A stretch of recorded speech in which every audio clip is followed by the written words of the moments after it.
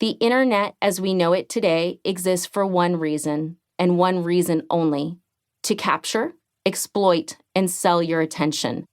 Advertisers want to make money from you by selling you products and services. Search engines, platforms, and content creators want to make money off of you by collecting and selling your personal data and by tracking and manipulating your behavior. Brain hacking is the sum of all that technology, psychology, neuroscience, and data collection put together. It doesn't just lead you to spend money. It makes you vulnerable to emotional, mental, and social side effects that are incredibly damaging. It starts, as the Google founders predicted, with advertising. Now, people have always sold goods and services. They have always needed to attract buyers' attentions and get them interested. But technology has fundamentally altered the way advertising works. Instead of trying to catch your eye, today's marketers catch your brain. Traditional advertisers tried to get attention with images, humor, or shock value. They negotiated ad placements to reach a certain audience. They encouraged impulse spending with grocery store end caps, magazines in the checkout aisle, and late-night infomercials. In the early days of the internet, online advertising worked much the same as offline advertising.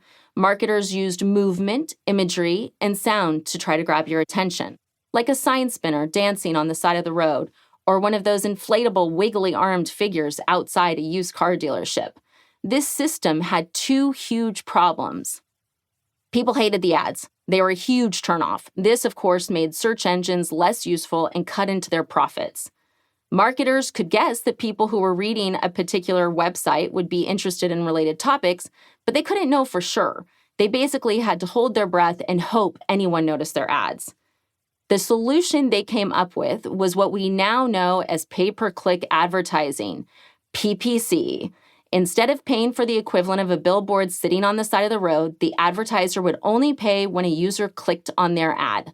This addressed both problems. It changed the way ads were designed to be enticing instead of merely distracting. It also tracked user behavior so advertisers could know instantly how well the ad was working. Then they added a third element, tying advertisements to keywords in users' searches. Advertisers could bid on certain words and phrases related to their product so their ads would be shown to the people who were already in a frame of mind to buy. Enter Bill Gross and his company GoTo.com in 1998, later renamed Overture.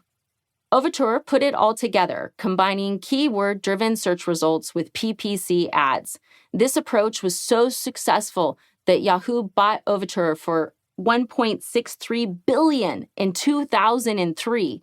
That's right, billion with a B. So it goes like this. 1. Advertisers bid to link their ads to keywords. 2.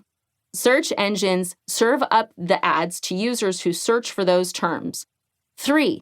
The ads are designed to encourage users to click. 4.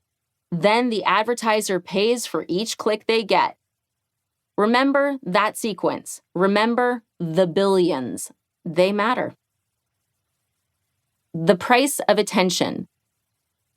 Keyword-driven PPC sounds like a great idea on the face of it.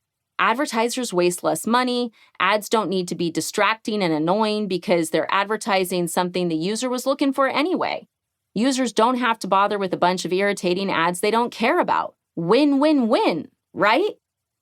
Wrong. So very wrong.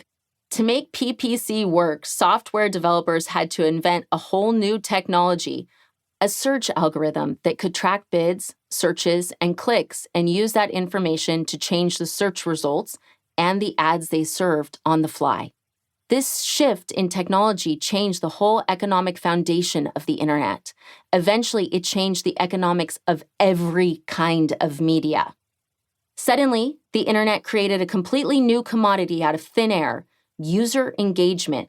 Just like gold, silver, oil, or coffee, user engagement can be measured, priced, and bought in quantity. Instead of selling space, like on a billboard or in a magazine, the companies serving up PPC ads could package and sell your actions, your attention.